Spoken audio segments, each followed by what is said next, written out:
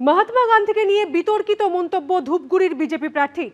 ভোটের মুখে বিজেপি প্রার্থীর ভাইরাল ভিডিওতে তোলপাড়। ক্ষুদিরাম 17 বছরে আত্মবলিদান দিয়েছে, কিন্তু দেশ সম্পর্কে কিছুই জানতেন না। যাকে মহাত্মা গান্ধী বলছি আমরা, উনি তো দেশবিরোধী। নির্বাচনী সভায় বিতর্কিত মন্তব্য ধূপগুড়ির বিজেপি প্রার্থী নরেশ রায়।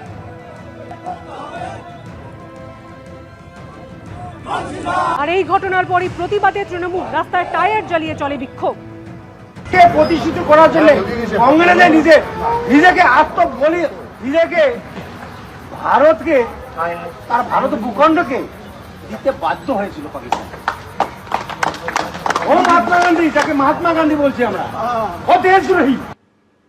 সোশ্যাল মিডিয়ার যুগ, কথাটা আলাদা করে ভাইরাল করেছে তৃণমূল। আমাকে কালিমালিপ্ত করার চেষ্টা, এমনটাই দাবি বিজেপি প্রার্থী। এখন সোশ্যাল মিডিয়ার যুগ, মানুষ এটাকে বিভ্রান্তি করার চেষ্টা। আমি একজন সাধারণ ঘরের এবং আমি এক্স সৈনিক, তো আমাকে এখানে আমার আর কোনো রকম দোষ তো পাচ্ছে না, আমার নেগেটিভ প্রচার নেই, তো স্বাভাবিকভাবে এইরকমভাবে বিভ্রান্তি করার চেষ্টা করছে। শেষ অবশিষ্ট টিএমসি বাঁচানোর জন্য এরকম কালা কৌশল করছে। দেশদ্রোহী মানে কথাটাকে আলাদাভাবে ভাইরাল করে এটাকে বলা হচ্ছে সমাজের। দেশের আমাদের মহাত্মা গান্ধী, আমরা পূজ্য আমাদের দেশের জন্য, এখানে আলাদাভাবে বিবৃতি করে এইভাবে করছে।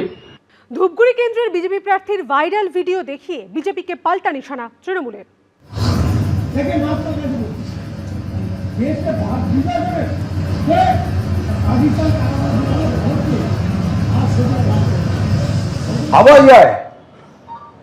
আসলে এই বিজেপি কিন্তু মহাত্মা গান্ধীকে শ্রদ্ধা করে না, এরা হচ্ছে মহাত্মা গান্ধীর হত্যাকারী নাথুরাম গডসের পূজারী। আমরা জাতির জনক মহাত্মা গান্ধীকে শ্রদ্ধা করি, আর বিজেপির এই প্রার্থী, তিনি ধূপগুড়ির প্রার্থী, তিনি বলছেন মহাত্মা গান্ধী দেশদ্রোহী। এই নরেন্দ্র মোদী, এই অমিত শাহ, এদের যারা পূর্বসূরি, এরা স্বাধীনতা সংগ্রাম করেনি।